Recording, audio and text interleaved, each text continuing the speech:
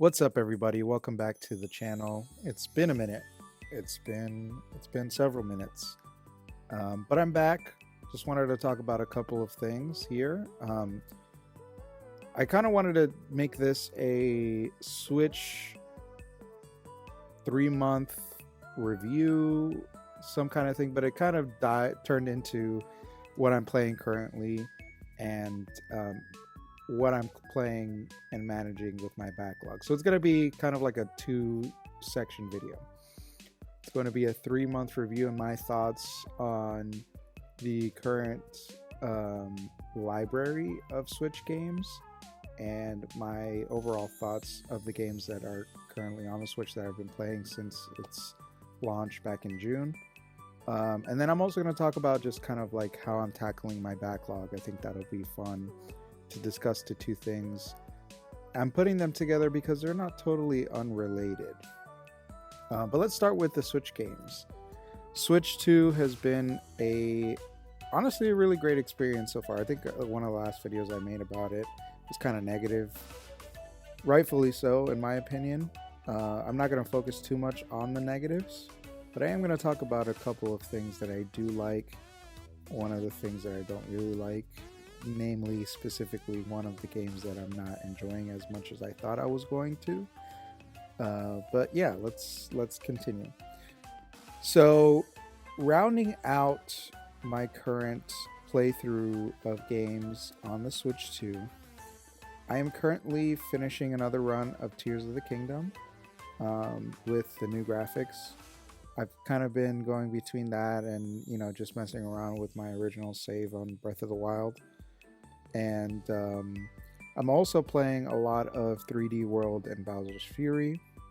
I think I kind of mentioned those two in the past. But those are my current games that I'm trying to go back, play through. I'm also playing through Golf Story because I never fully beat it originally, and I'm having a good time with that, as well as other miscellaneous games. I'll probably dive into those in the backlog section of the video. And then I actually just recently, and by just recently, probably like 2 weeks ago, just finished Donkey Kong Bonanza. So I'm actually going to start with that. DK Bonanza, man, what can I say about it that hasn't already been said? It's really, really fun. This was probably one of the funnest games I've played in a minute. Everything about the character designs to the world building to just the overall gameplay is exquisite. There are really no complaints. And I think a main topic of this game that a lot of people talk about and compare it to another Switch 2 launch title, Mario Kart World, is the collectibles. The collectibles are really, really fun to just look for and scavenge throughout the world to get. And on top of that, they actually mean something. So usually the smaller collectibles like the fossils and the coins usually buy you things that you would get cosmetically. So whether it be new outfits for Pauline and DK, or just overall stuff that you would need to play through the games, like the little heart container thingy, and I forget what it was called, the jazz juice. I don't know what it's called. It's like the juice that you drink just if you don't have any kind of bonanza juice, maybe. I don't know. But yeah, you use those to buy those things. You can also buy more bananas as well. But the main collectible are the fossils, the coins, and then obviously the bananas. The bananas, as you may already know, it levels you up. So it's kind of fun to just go around. On top of just the gameplay is extremely rewarding. It's super fun to smash through stuff and really go, ultra monkey mode and kind of just destroy everything in your path. There are, specific Bonanza, I'm gonna call them evolutions, that you turn into that make that a little bit easier. We're 3 months in, so spoilers, maybe not spoilers, but the elephant has been a lot of fun. And yeah, I mean, it was a blast to play through. There was really no moment playing through this game where I was like, I'm bored. Which, not to say it happens often with some games, but there are usually some games that have a little bit of like mid-game lulls where I'm like, I kind of want to finish this game already. This game had none of that. And really, to me, honestly, a 10 out of 10. I mean, there could have been some more things like, performance stuff. Like, I wish the game could scale better in terms of resolution, but it's really minor. It's not something that I would really blame too much on the Switch 2 to make better. There were other games like in the Switch 1's library where I literally just couldn't play it because it was so ugly to look at, which Tears of the Kingdom is one of those. Kirby's Forgotten Land, which actually just got a Switch 2 release like 2 weeks ago or a week ago. That also looks fantastic, which I might pick up because that was like hurting my eyes when I tried to play it on the Switch 1. It was god-awful. I play it on my Shmemulator, and it's such a better experience. I digress, as I do once every video. But anyway, this that's what I was playing recently. That game is fantastic. If you have not picked it up, what are you doing? Please do so. Let's talk about the other game, Mario Kart World. I'm gonna look to see how much of a playthrough or how many hours I have in Mario Kart World.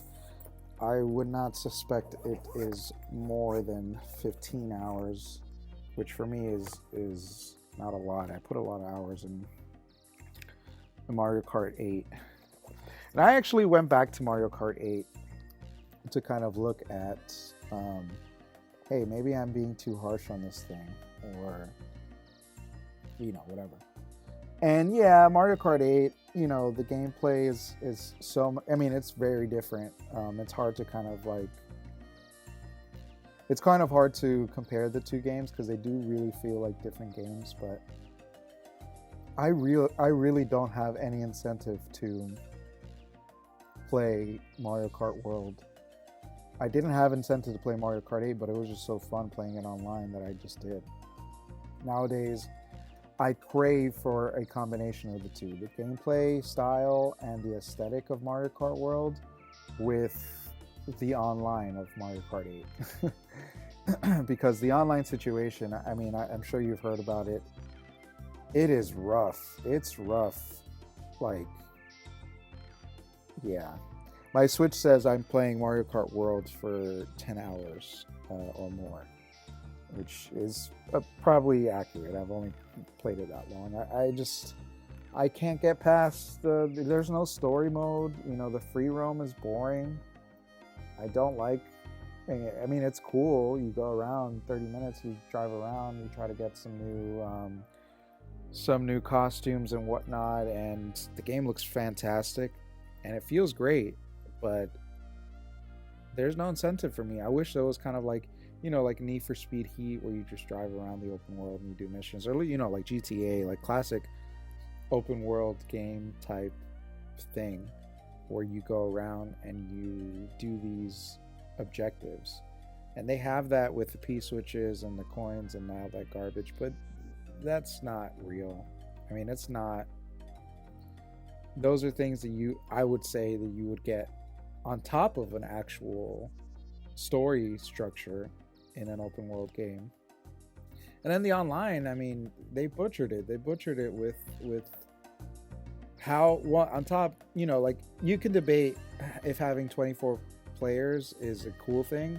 I like it in knockout mode, but in knockout mode, I feel like for me, it only picks one level every single time. And it's extremely frustrating because everybody's just kicking my ass. Now, you could put in the comments that I suck, and I'm not gonna lie, I do. But I also haven't sunk enough hours, or the game doesn't incentivize me to stick enough hours into it to get better. Like, I don't want to get better for the sake of playing Knockout Tour in online. Like, I'm sorry, I don't.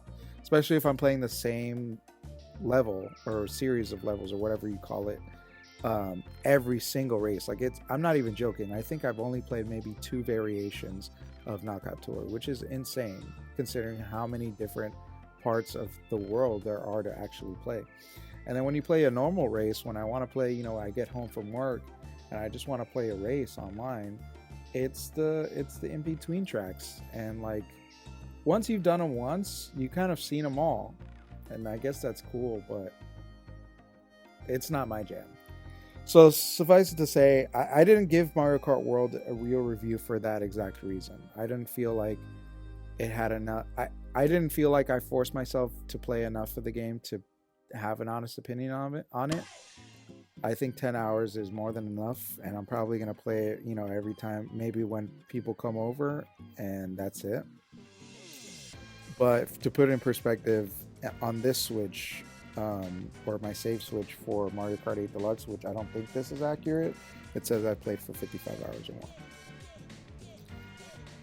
So yeah, I don't know. I don't know what to do about that. I'm probably going to keep it just because I got it with the launch Switch, so obviously I can't sell it, but it's a shame.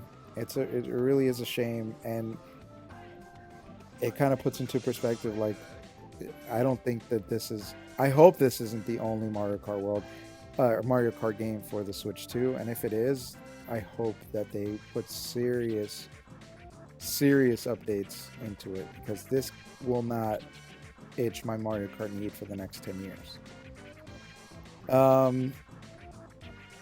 So yeah, that's kind of what I played since the launch of the Switch. You know, the Switch kind of been a little anemic when it's come to games that have been released. I'm gonna look online to see what's out there right now for specific Switch 2 releases and games that I kind of want to buy. Obviously, Silksong just came out, which I actually might get for my Switch because I feel like that's a great game to put on the go, and it's not super graphics intensive. Excuse me. Yeah, I mean, what's out there? There's really not much out there outside of, you know, the third-party stuff, and then the Switch 2 versions of games. So yeah, I think Forgotten Land is going to be my next. No Man's Sky's got a Switch 2 edition, and it looks fantastic, which I might play that because I've never played No Man's Sky before. But currently, I am playing Metroid Prime Remastered.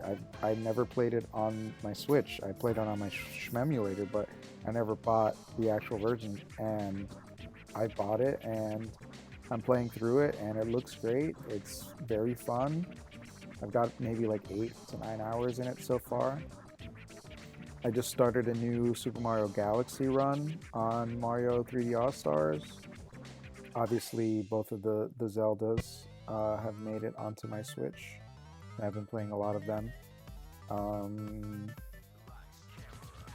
As far as Switch games, yeah, I think that's pretty much it. I already mentioned Golf Story and 3D World and Bowser's Fury. So I've got a couple of games on my hands right now with the Switch 2. So I'm keeping myself busy, at least, with this. And I have waiting for me Hades and Bloodstained Curse of the Moon 2, which I just found out recently was a thing. So I'm excited to dive into that once I'm done with my current runs of all the games that I'm playing. All right, let's move on to the rest of the stuff that I got going out there. We're in September, at least in the release of this video, so we're in fall, and I like to usually start my fall seasons with spooky games. So I just started Resident Evil 7. I've never played it before, or at least not fully. I've kind of like that game. It scares me. I don't like to play it by myself because I get scared. So yeah, I'm doing a run with that with my girlfriend so she can get scared with me. I'm playing that on my PC, on my TV, and then I'm gonna play after that Resident Evil 2 again, and then probably start Resident Evil Village on my PS5.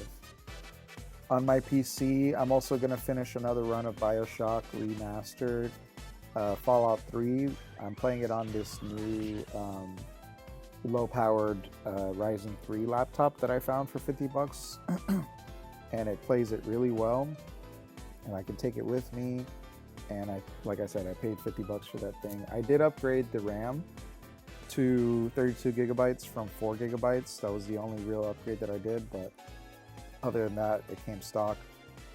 Fantastic little device.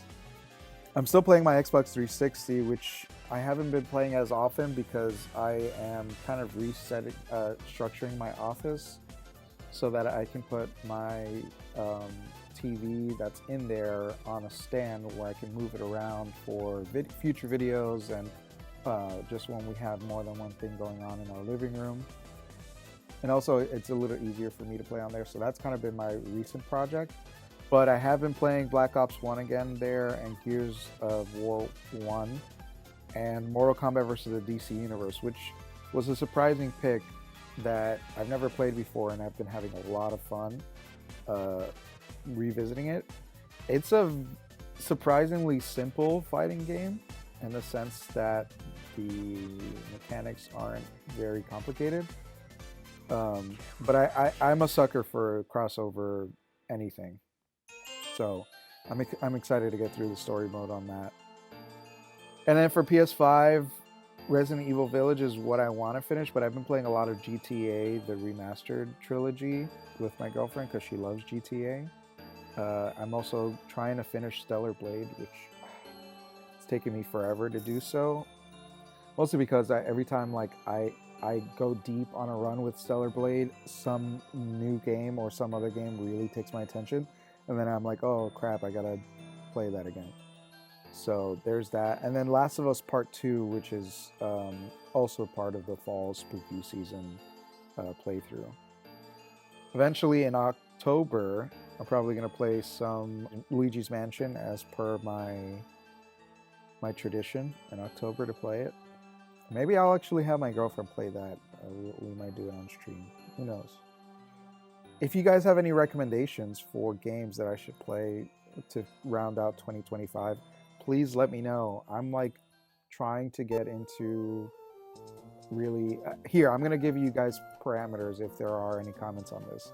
But I would really appreciate Rex on GameCube games that I should play, Xbox 360 games that I should play, and Switch 2 games that maybe I haven't heard of or you haven't heard me talk about in videos that you think I should give a try. Let this be known that I'm not a big JRPG or RPG fan, but I will take any advice or consideration on RPG games, JRPG games, because I'm kind of starting to think I'm getting into it, maybe. I don't know. There was a game that I was playing recently. Oh, that's another game that I haven't talked about, Hogwarts Legacy. I just started Hogwarts Legacy on my PS5, and it reminds me a lot of like Fallout type RPGs, which made me think, well, if I like that, I wonder if I would like more of like an action RPG adventure that can kind of ease me into the RPG world. Hogwarts Legacy was a sleeper for me because I honestly thought I wasn't gonna like it, but I'm about like maybe 7 hours in and I'm enjoying it a lot. So there's that. 3 months into the Switch 2's life, been having a good time. Still have the complaint of I wish there were more games, but I guess for my wallet's sake, I'm lucky in that regard. I have a lot of other things to take up my time. So anyway, thanks for coming by. Thanks for watching this video. If you like this video, please comment or subscribe if you can. If not, maybe you can watch these other videos and hopefully that will change your mind on my stuff. Either way, thanks for watching and I'll see you in the next one. Bye.